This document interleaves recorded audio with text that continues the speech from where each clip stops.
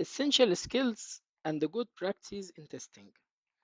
المقصود هنا ان علشان انك تبقى تستر كويس، محتاج تجمع بين شوية حاجات مهمين جدا. زي ايه؟ او علشان يبقى عندك سكيل محترمة تمكنك من انك تكون تستر شاطر.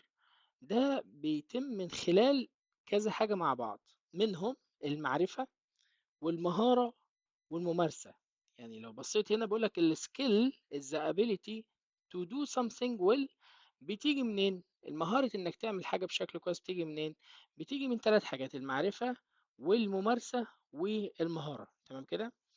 بعدين قالك ان ال good testers should possess some essential skills. الناس التسترز الشاطرين مش مجرد ان هو يكون عارف تكنيكس معينة، لا، لازم يكون عنده او يمتلك essential skills to do their job well. يعني يعني مواصفات كده او مهارات خاصة كده بيه عشان يعرف يعمل الوظيفة بتاعته as a tester بشكل كويس.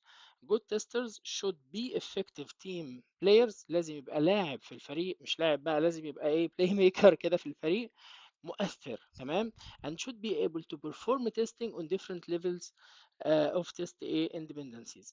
يعني هو لازم كمان يكون عنده الابيليتي ان هو يبرفورم التستنج بتاعه في مستويات مختلفة من التست independencies. تمام كده؟ طيب في بقى شوية generic skills كده، ماشي، دي يعني مطلوب او يحبذ ان هي تكون موجودة عند التستر علشان يأدي التستنج بتاعه بشكل كويس. قال لك while being generic the following skills are um, relevant for the tester. يعني practically relevant for for the tester.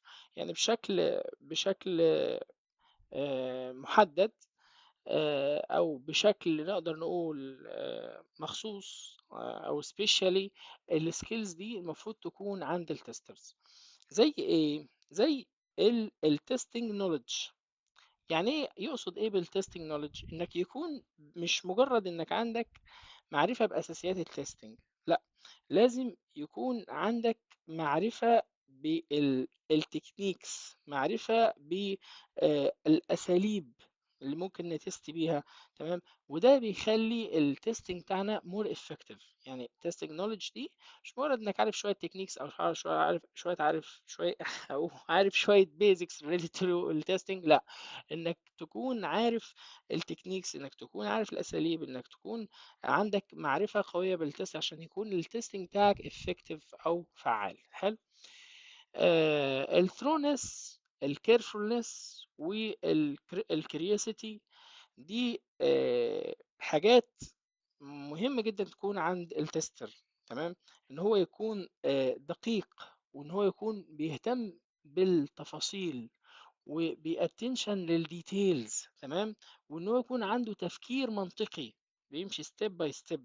تمام. كل الحاجات دي بتأثر، او كل الحاجات دي سكيلز بترفلكت بشكل قوي على الطريقة اللي انت بتست بيها، وكمان على الايشوز اللي انت بتقدر تطلعها وغيرك ما يقدرش يطلعها. لان لما نيجي نتكلم بصورة عامة، لو افترضنا ان ده موبايل، فالموبايل ده فرضا يعني عليه ابلكيشن، فالابلكيشن ده ماشي، اللي هو ده مثلا بيستخدمه ايه اليوزر العادي. اليوزر العادي بيستخدمه، فاليوزر العادي ممكن يطلع مشاكل في الابلكيشن. حلو. بس انت تستر، فالمفروض تبقى رؤيتك للابلكيشن ده مختلفة عن اليوزر العادي، ان هو انت هتستخدمه او هتعمل اكسكيوت زيك زي اليوزر. لكن الحاجات الايشوز اللي انت تلاحظها المفروض تكون مور افكتيف من الشخص العادي لما يجي يستخدم ابلكيشن زي ده. عشان كده بنقول ان في سكيلز المفروض تكون عند التستر مش عند حد تاني. being methodical او attention duty to details، دي من ضمن الحاجات اللي المفروض تكون عند عند التستر. تمام. من ضمن المهارات برضو اللي هي الجود communication skills، ويكون عنده active listening. تمام. ان هو يبقى عنده جود كوميونيكيشن، بيعرف يفهم الناس، بيعرف يتواصل مع الناس. تمام. بيبقى بيسمع اكتر ما بيتكلم. تمام. و being a team player، زي ما بيقولوا كده ايه، او زي ما أنا قلت لك من شويه ان هو ايه، بلاي ميكر، مش مجرد شخص عادي. تمام. to interact effectively with all stakeholders, to convey information to other, to be understood, and to report and discuss ال defects. ما انت ما ينفعش تريز ايشو في حته معينه. مثلا هنا مثلا مكتوب ايه certified tester. لو افترضنا يعني ان certified tester دي مكتوبه بشكل غلط، لو انا بتعامل مع الديفلوبر مثلا يعني بيتكلم انجليش وانا بتكلم عربي، ما عنديش السكيل بتاعت الانجليش عشان اقول له والله ده دي مكتوبة غلط. تمام. فازاي هيفهم ان دي فيها ايشو؟ مش هيفهم. فانت لازم تبقى عندك السكيل اللي هي اللغة في الحالة دي. فاللغة في الحالة دي من ضمن الكوميونيكيشن سكيلز. فانك تكون عندك كوميونيكيشن سكيلز دي حاجة، كوميونيكيشن سكيلز ديت ميزة او صفة كويسة جدا، لازم تكون متوفرة عند التستر. تمام. طيب analytical thinking، لازم يكون عنده تفكير analytical، يعرف ازاي يحلل الموقف، يعرف ازاي يحلل الموقف ويشوفه بشكل ناقد. يعني انت وظيفتك انك تشوف العيب فين. فبالتالي انا لما اشوف دي دايرة، تمام، وغيري شافها دايرة، مفيش فرق ما بيننا. لكن انا لما اشوفها دايرة لكن مفتوحة من الحتة دي، والحتة دي مش ماشية في القوام المظبوط للدايرة، الكيرف المظبوط للدايرة، فانا كده بشوفها بشكل اناليتيكال، بشكل ناقد، غير الطريقة اللي غيري شافها بيها. فلازم يكون عنده analytical thinking، لازم يكون عنده critical thinking. ماشي. لازم يكون عنده برضو creativity، ان هو يبدع في اختبار الاشياء بطريقة غير تقليدية، يعرف ازاي يوقع السيستم. زي ما بيقولوا كده احنا وظيفتنا احنا نشوف السيستم ده ممكن يقع ازاي بأي طريقة، ممكن نوقعه.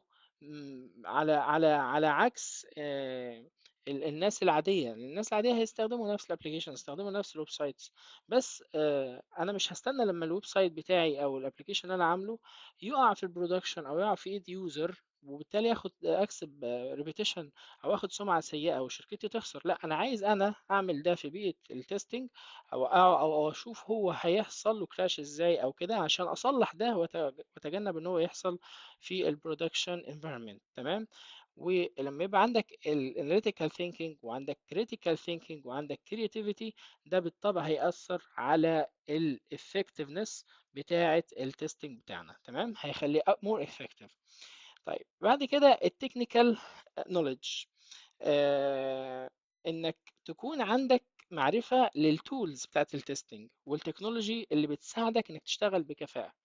هنا يعني ال technical knowledge to increase effectiveness of testing by using appropriate testing tools. يعني لما يبقى عندك معرفة بالتولز المناسبة زي مثلا جيرا as a management tool، لما تبقى مثلا تعرف تستخدم مايكروسوفت اجور، كل دي تولز بتساعدك انك تتراك الحاجات، تمانج mental testing بتاعك.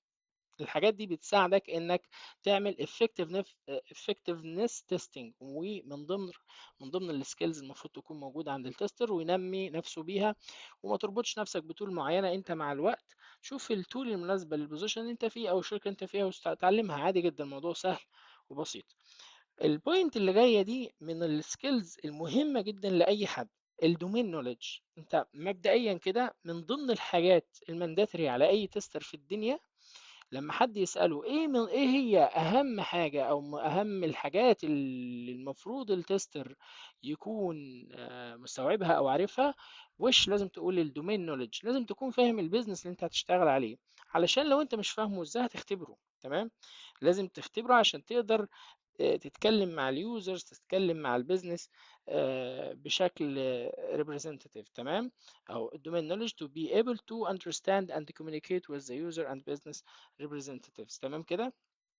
طيب هنا بيقول لك في نوت هنا خد بالك منها، ان التسترز دولت بيعتبروا، او الناس بتعتبرهم هما جالبي الاخبار السيئة. ماشي. bearers of bad news، هم اللي بيجيبوا لنا الاخبار السيئة. وبطبيعة البشر ان انت لما حد يجيب لك خبر سيء انت بتبليم هيم. تمام. بتبليم البيرر اوف الباد نيوز، بتبليم او بتلوم الشخص اللي يجيب لك الخبر السيء ده.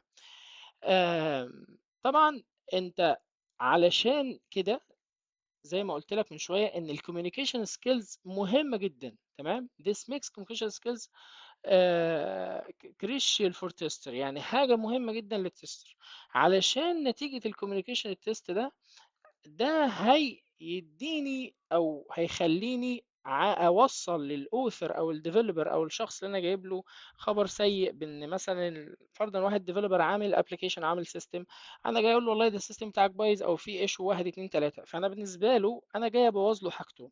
فلو انا عرضت الكلام ده بطريقه كويسه، فعندي كوميونيكيشن سكيل كويسه، في الحاله دي هعرف احوله من ان انا شخص جايب له باد نيوز، لا، اللي انا شخص جاي اقول له تعالى نحسن الحاجه اللي انت عاملها ونimprove it ونعلي الكواليتي بتاعتها. فبالتالي السيتويشن نفسه هيتغير، بدل ما هو انت بقيت شخص ضدي، لا ده انت بقيت شخص معايا، وهت هت بص هت contribute في greatly to project success and product quality. هنعلي البرودكت ايه كواليتي. دي خلاصة الجزئية دي، ان هو التستر بيكون جانب للأخبار الوحشة زي الباجز أو الكلام من ده.